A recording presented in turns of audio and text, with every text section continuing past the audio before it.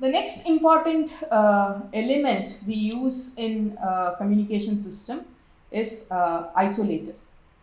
Now, isolator, you know, it's a device which allows light to propagate. This is a circuit symbol of the isolator. It's a device that allows light to propagate in one direction. It does not allow the return path. Okay. So, the key working element of an isolator is a Faraday rotator. Now, what is a Faraday rotator? This is the non-reciprocal device based on magneto-optic effect. It works based on magneto-optic effect. Okay. So, you can make Faraday rotator rotate exactly 45 degree with respect to your input in terms of polarization state. Now, the important point here is that it is a non-reciprocal device, meaning when you move in the forward direction through the Faraday rotator, let's say the Faraday rotator is designed to rotate this through 45 degree clockwise. Okay. Now, when you propagate in the reverse direction, it does not rotate in the counterclockwise direction. It rotates the polarization again in the clockwise direction. So, in that sense, it is non-reciprocal. Okay. It does not reverse the process. So, when in the forward direction, if the forward direction rotates the polarization in the state of polarization in the clockwise direction, in the reverse direction also it rotates the polarization in the clockwise direction. Okay. So, now it's if you understand the working of a Faraday rotator, then the working of an isolator and a circulator is all trivial. So, what isolator has is there is a polarizer at the input. So, input could be an arbitrary state of polarization. The input polarization orientation is at 0 degree. So, the output is aligned, the polarization state of the output is at 0 degree. Now, you keep an output polarizer which is kept at whose pass axis is at 45 degree with respect to the input polarizer. And because these two are aligned, the output comes out with a 45 degree polarization. So, the forward path is fine. The only problem you can have in the forward path is that if your input is not aligned to the direction of your orientation of the pass axis of the input polarizer, let's say your input is aligned at this direction, you will now have only a fraction of power that gets transmitted through the isolator. So, in that sense, this is not a polarization insensitive isolator. This works nicely well for a specific input polarization. But let's see how the return path works. The return path, the isolator is not supposed to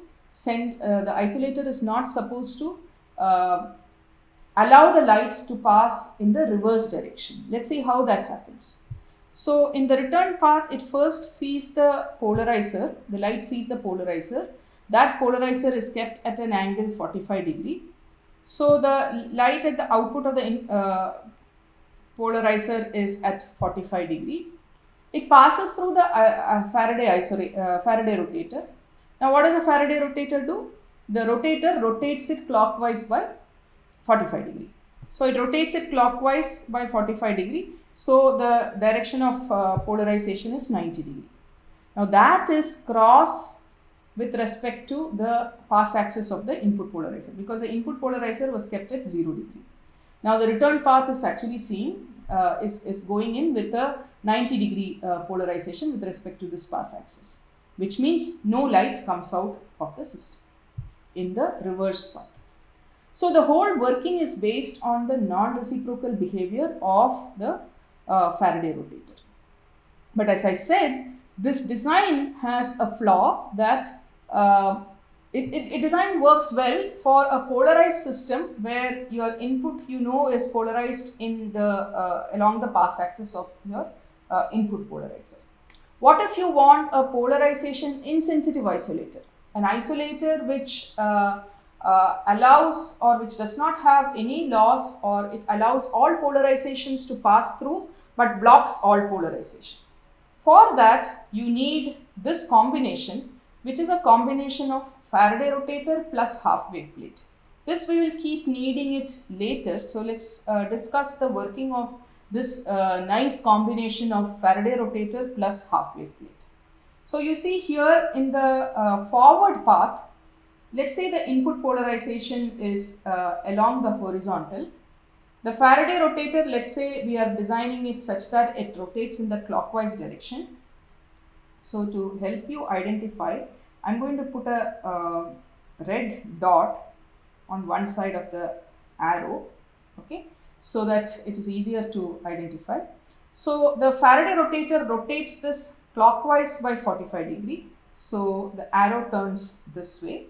And half wave plate, you know that depending on the location of the pass axis of the half wave plate, you can change its direction of input polarization to any number.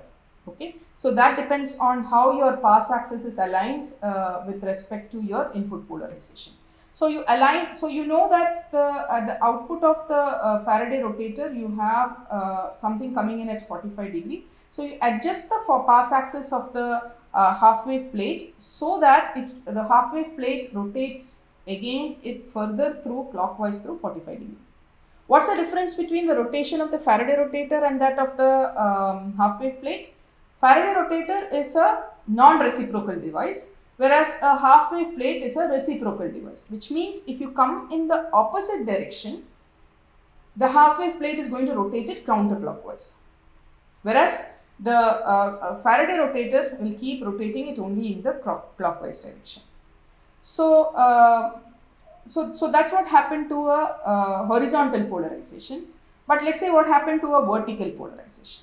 So if your input has a vertical polarization, the Faraday rotator rotated it through 45 degree clockwise direction. So your output polarization is rotated through 45 degree in the clockwise direction. So this is clockwise 45 degree. The half wave plate rotated it further through 45 degree. So you ended up in the horizontal polarization. So in the forward path, a combination of Faraday rotator and half wave plate with 45 degree each angle results in the following fact. The horizontal polarization gets converted to vertical polarization and the vertical polarization gets converted to horizontal polarization.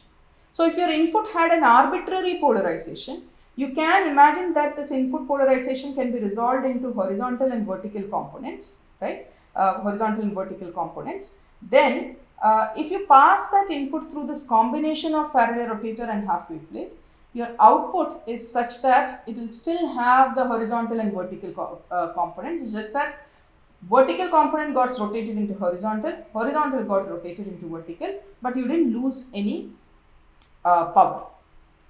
What happens in the reverse path? That's interesting. So you go in with a vertical polarization, let's say. The Faraday rotator will now rotate it in the counterclockwise direction because it's a reciprocal device. So forward is clockwise would mean backward is counterclockwise. So counterclockwise direction would mean that it goes the other way, this way. And Faraday rotator will rotate it in the clockwise direction, so it comes back to its vertical polarization. Similarly, in the horizontal polarization, so the half wave plate will rotate it counterclockwise, which results in this rotation, and the Faraday rotator will rotate it clockwise, so which will bring it back here, which means in the return path, the vertical polarization remained as it is, the horizontal polarization also remained as it is. So this combination works magically. If you send light in one direction through this combination, the polarization directions get flipped. Whereas if you send light in the opposite direction, the polarization directions remain intact.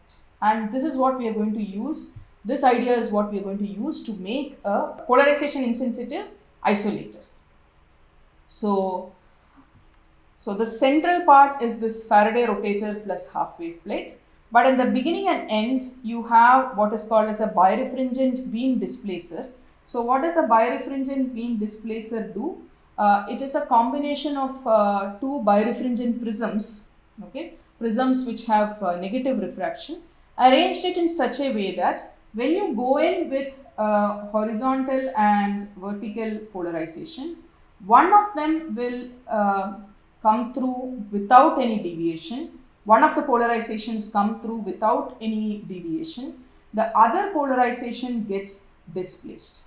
Now you can design prisms which are doing this birefringent walk-off such that the vertical polarization retains its path and the horizontal polarization is deviated, displaced, or you could have prisms, birefringent walk-off plates designed in such a way that the horizontal polarization is the one which does not deviate and vertical polarization deviates. Both are possible.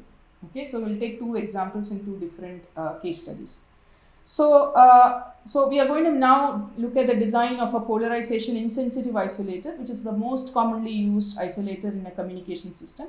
And where do you use isolators in a communication system? Of course, they are very important to be used just in front of the laser so that you don't have any backscattered light that is going into the fiber, into the laser and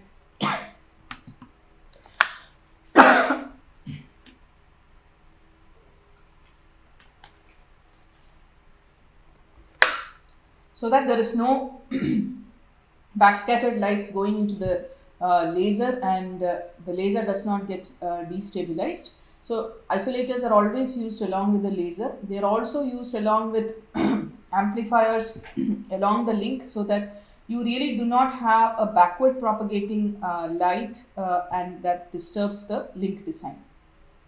So you have the input fiber. First you have a collimating lens. After that you have a beam displacer, birefringent beam displacer. So in this example, so you see the blue lines are representing the forward propagating path and the beam displacer in this case is displacing it in such a way that the vertical polarization is appearing here and the horizontal polarization is appearing here. Okay. What does the combination of Faraday rotator and half wave plate do? In the forward path, the vertical polarization gets converted into horizontal polarization. The horizontal polarization gets converted into vertical polarization. So you have horizontal polarization here, vertical polarization here in blue. And then this is also followed by another birefringent beam displacer. As you saw earlier, the horizontal polarization, the path remained intact, the vertical polarization got displaced. Similarly here, the vertical polarization gets displaced, comes back here. Horizontal polarization, the path remains intact, and so you have both the polarization preserved at the output. So your input light gets split into two polarizations, gets rotated, but finally combines, you get all the light in the forward direction. What happens in the reverse direction? So the reverse direction is given in the red line. So the light from which is coming in the reverse direction, the return path, it first sees the beam displacer, the birefringent displacer. As usual, the vertical polarization, as in the previous case, the vertical polarization gets displaced, the horizontal polarization remains intact. And in the reverse path, we just saw that the combination of Faraday rotator and half wave plate retains the polarization states in the return path. And again, the horizontal polarization remains intact. The vertical polarization gets displaced further. So the two polarizations are actually displaced much further. and they actually fall on the housing of the isolator. Light just gets absorbed or scattered at that point. Okay, this scattering of light is not a good idea, because if scattered light falls on this, it should not go in the forward path. So there is enough care needs to be taken to actually make a absorbing housing. The housing should be such that the housing of the isolator should be such that any return light should get just absorbed in that housing.